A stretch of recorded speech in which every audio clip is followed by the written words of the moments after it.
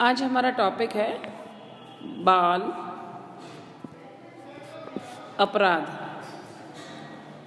हमने अपने पूर्व लेक्चर में, अपनी पूर्व क्लास में बाल अपराध का अर्थ, परिभाषा, उसके कारण, इसके ऊपर हम डिस्कस कर चुके हैं। आज हम बात करते हैं सुझाव या सजेशंस की।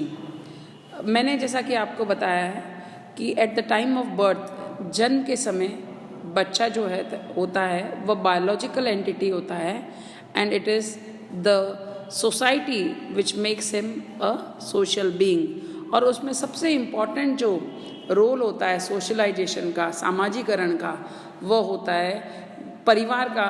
क्योंकि जैसे ही बच्चा जन्म के बाद आँख खोलता है अपनी, तो अपने इर्द गिर्द जो है अपने परिवार वालों के की आवाज़, चेहरे, ये सभी देखता है। तो सबसे इम्पॉर्टेंट एजेंट जो है वो फैमिली होती है सोशलाइजेशन की।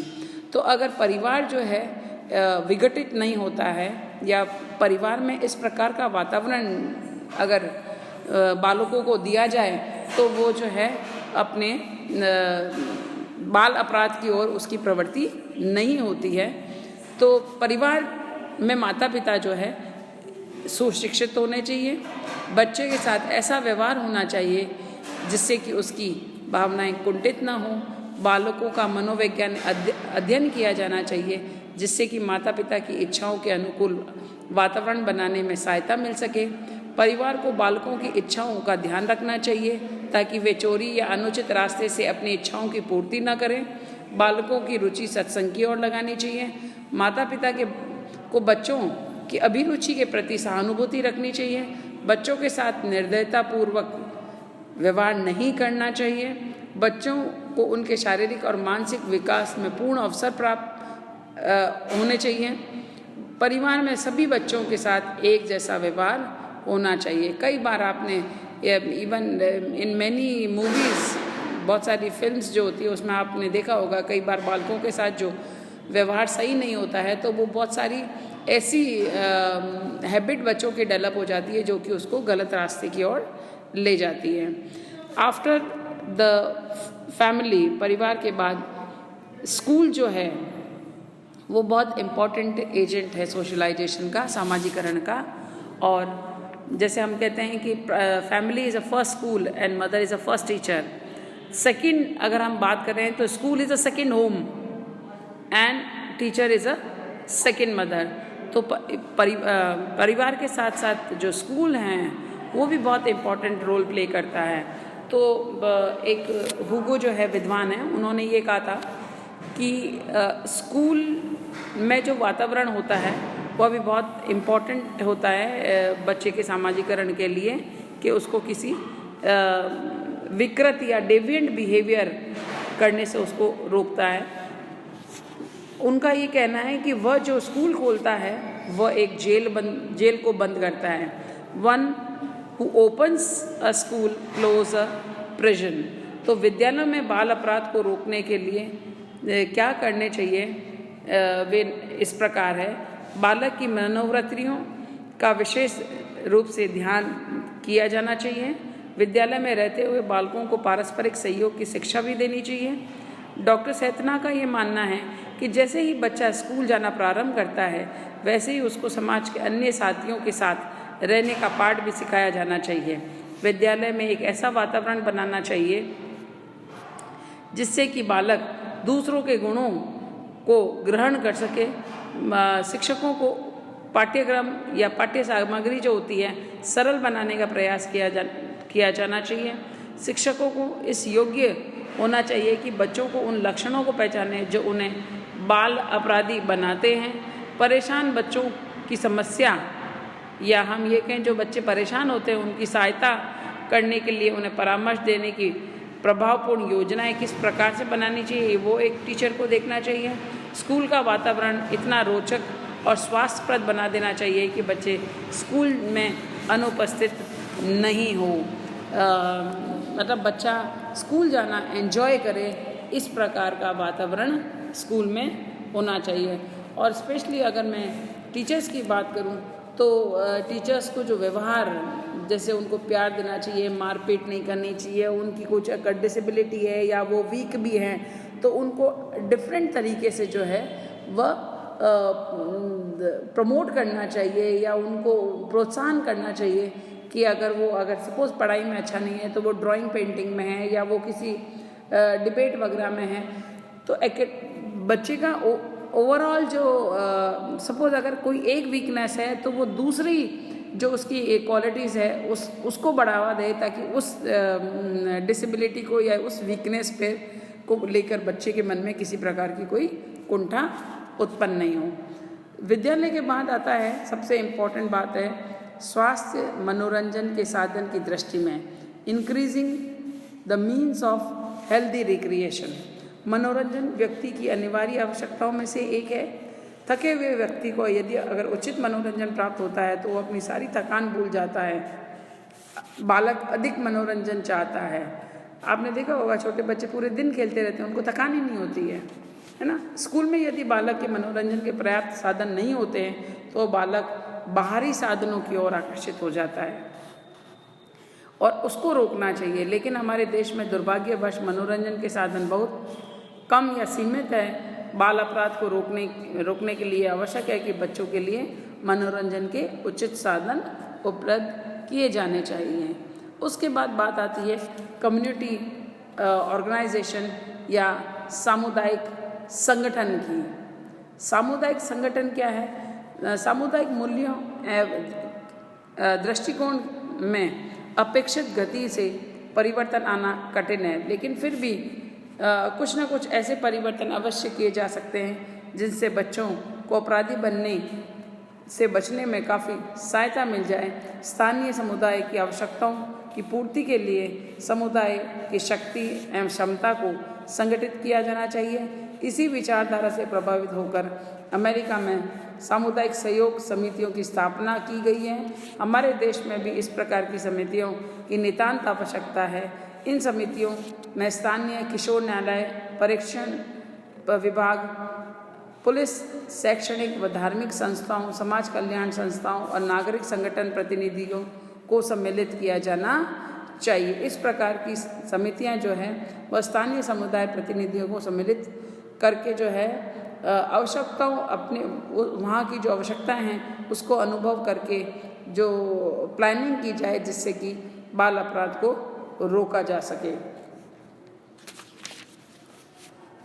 अब हम बात करते हैं कुछ reformatory related institution and act for the prevention of juvenile delinquency. कुछ ऐसे सुधारवादी, देखिए अगर इंग्लिश में लिखा है तो मैं बोल हिंदी में रही हूँ क्योंकि देयर आर स्टूडेंट, अगर इंग्लिश में लिखती हूँ तो हिंदी वाले बोलते हैं और हिंदी में लिखती हूँ तो इंग्लिश वाले बोलते हैं। सो आपको ये बेनिफिट मिला है कि आप इसको बार बार रिप्ले करके भी जो है सुन सकते हो कि मैंने क्या बोला है। तो इसको मैं अगर हिंदी में बोलूँ तो ये है कि बाल अपराध की रोकथाम एवं इसमें सहयोगी प्रमुख सुधारवादी संस्थाएं, रिफॉर्मेटरी रिलेटेड इंस्टीट्यूशन में सुधारवादी संस्थाएं और कुछ एक्ट वगैरह जो है। तो पहला अगर हम बात करते हैं तो वो है बॉस्टल स्कूल। इस संस्था का आविष्कार सर्वप्रथम इंग्लैंड में हुआ था 1902 में सर ब्राइस ने जो है बॉस्टल नामक स्कूल स्थान एक जगह है वहाँ पर एक गैर सरकारी जेल खाना खोला जिसका उद्देश्य सिर्फ किशोर अपराधियों को वहाँ रखकर उनमें सुधार किया जाए। सन 1962 में भारत में सर्वप्रथम तमिलनाडु में राज्य में बॉस्टल स्कूल की स्थापना की गई थी। इसके पश्चात बंगाल, महाराष्ट्र, कर्नाटक, मध्य प्रदेश और में एक और समय के साथ और भी कई प्रदेशों में जैसे उत्तर प्रदेश वगैरह में भी जो है ये स्कूल या जुवेनाइल जेल जो है ये खोले गए जिसमें 15 से 21 वर्ष तक आयु के बच्चों को रखा जाता है। इन स्कूलों में बच्चा ये ना समझे कि he is in the jail, कि उसको जेल में रखा जाए, बजाय कि बच्चों को एक सुधारवादी नज़रिए से उसका सोशलाइजेशन किया जाए। बच्चे को नैतिक शिक्षा दी जाए। इन स्कूलों में इस बात पर भी अधिक बल दिया जाता है कि बच्चा कहाँ से निकलकर जिस प्लेस से है कि वो कौन सी परिस्थितियाँ थी जिसकी वजह से वो अपराध में लिप्त हुआ है, और अब यहाँ से निकलकर वो समाज का जो है एक नॉर्मल सिटीज़न बन जाए, इसका पूरा प्रयास किया जाता है। इस समय इस पद्धति का आधारभूत सिद्धांत यह है कि अपराधी बालक के व्यक्तित्व को इस प्रकार बढ़ावा दिया जाए ताकि वह अपराध की मनोवृत्ति को हमेशा के लिए जो है त्याग दे और वह एक नॉर्मल सिटीज़न के रूप से अपने जीवन यापन कर सके। इन संस्थाओं में बच्चों को छोटे मोटे समूहों में रखा जाता है और इन समूहों का एक एक पृथक मॉनिटर होता है। मॉनिटर का चुनाव होता है और हाउस मास्टर होता है, जैसे स्कूल्स वगैरह में होते हैं ना, उसी प्रकार से। और इन समस्त बच्चों में जो बच्चा बहुत अच्छे आचरण का होता है उसे सरकार द्वारा बैज धनराशि, बैज मनी भी दी जाती है। सेकंड इज सुधार अथवा रिफॉर्मेटिव स्कूल।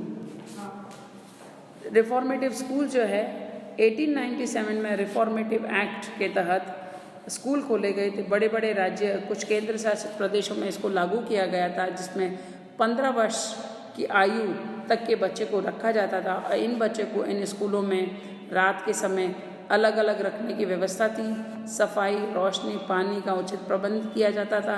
खाने पीने, कपड़े की व्यवस्था की जाती थी।